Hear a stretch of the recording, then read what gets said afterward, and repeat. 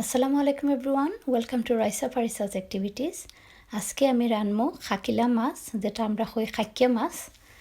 আর খাক্কিয়া মাছ আমি রানমো সাতখরা দিয়া।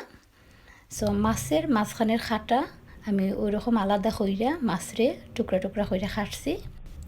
যারা সাতখরা দিয়া খাক্কিয়া মাছ কারি ট্রাই করছেন না, তারা একবার হইলেও এটা ট্রাই কইরা দেখবা। খুব মজার একটা কারি হয় আর আমার কাছে খুবই ভালো লাগে। আমার আরও লাগবো একটা পেঁয়াজের কুচি। আমি পেঁয়াজ কুচি কুচি করে কাটিয়ে রাখছি। একটা রসুন কিউব,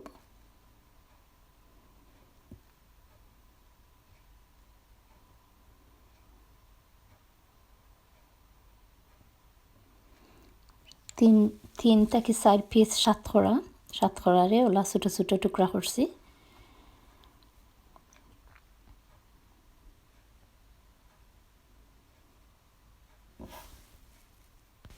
সো আমি একটা হাঁডির মাঝে 4 টেবিল চামচ তেল লইছি আর তেলের মাঝে পেঁয়াজ রসুন পরিমাণ মতো লবণ দিয়া 5 থেকে 6 মিনিট কুক করবো। কুক করার পরে দেখা যাইব আমার পেঁয়াজটা গলি গেছে। পেঁয়াজ যখন রেডি হয়ে যায় তখন আমি এড করবো মশলা। সো আমি 1 চামচ হলুদের গুঁড়া, 1.5 চামচ মরিচের গুঁড়া,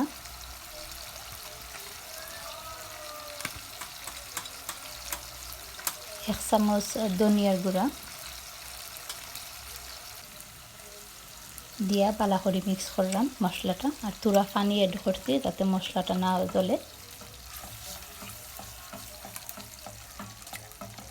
পালা করে নাইড়ে সাইড়ে দিয়া আমি আরও 5 মিনিট মশলাটারে কষাইমো।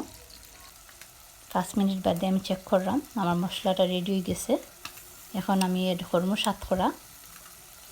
তো সাতখরা দিয়া আমি আরও 3-4 মিনিট কুক করবো। 3-4 মিনিট পরে আমি দিছি মাছ আর কাঁচামরিচ দিয়া পালা করে নাইড়ে সাইড়ে আমি 10 মিনিট হাই হিটে কুক করবো। এখন আমি এড করলাম পানি। সো আমি 1 কাপ পরিমাণ পানি এড করলাম। আমি বেশি পানি এটার মাঝে দিতাম না।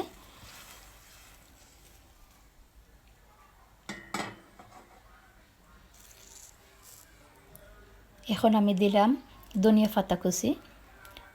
ধনিয়া পাতা দিয়া আমি আরও 10 মিনিট মিডিয়াম হিটে কুক করবো। পরে কারি রেডি হয়ে যাব গিয়ে। সো কারি রেডি গেছে কি। Thank you everyone, thank you for watching my video. আল্লাহ হাফিজ।